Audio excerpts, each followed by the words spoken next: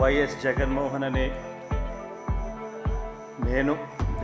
రెడ్డి అనే నేను శాసనసభ సభ్యునిగా ఎన్నికైనందున శాసనం ద్వారా నిర్మితమైన భారత రాజ్యాంగం పట్ల నిజమైన విశ్వాసం, విధేయత చూపుతానని, భారతదేశ సార్వభౌమాధికారాన్ని, సమగ్రతను కాపాడుతానని, నేను స్వీకరించబోయే కర్తవ్యాన్ని శ్రద్ధాసక్తులతో నిర్వహిస్తానని దైవ సాక్షిగా ప్రమాణం చేస్తున్నాను.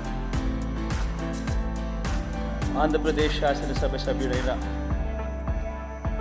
వైఎస్ జగన్మోహన్ రెడ్డి అనే నేను సభా నియమాలకు కట్టుబడి ఉంటానని, వాటిని అనుసరిస్తానని, సభా మర్యాదలను పాటిస్తానని, సాంప్రదాయాలను గౌరవిస్తానని దైవ సాక్షిగా ప్రమాణం చేస్తున్నాను.